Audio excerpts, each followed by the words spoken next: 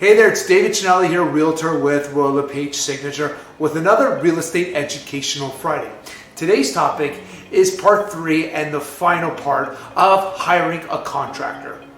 And here are the final 3 guidelines when hiring a contractor. Number 8, selection. Do not just go with the cheapest quote you got. There may be a reason why these contractors are on the low end scale of payment. What's their work really like? Maybe they're not up to snuff. That being said, you also may not want to go with the highest quote either.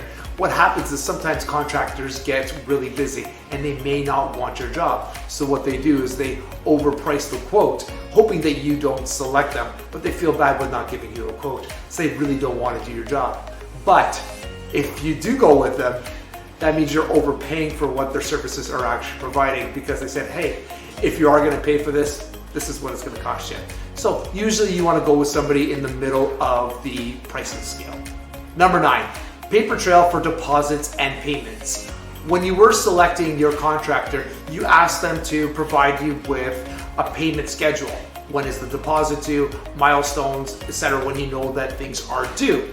Now is the time where you have selected the contractor and you have to pay a deposit.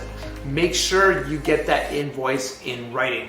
In writing could also mean an email to show that you are owed that amount. And once you've paid for the deposit and the further payments, you also want to have proof of payment. Make sure your contractor sends over the invoice saying paid in full.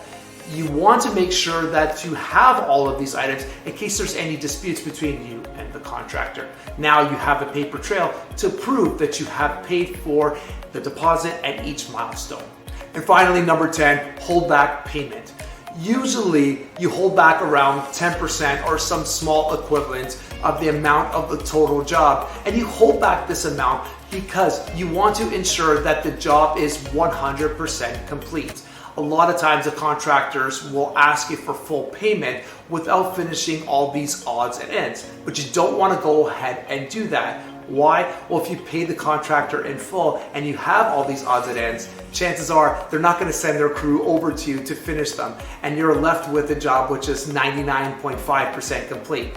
You don't want that. You want the job 100% complete. So if you hold back that amount of money, that small amount, you know that they are going to come back to finish the job just to make sure they get paid in full. Well, I hope you enjoyed this edition of Real Estate Educational Fridays. If you have the topic you wish for me to discuss, please feel free to reach out. You can always call or text me at 416-876-9998 or email me at dcinelli@royallepage.ca. Have a great day. Bye for now.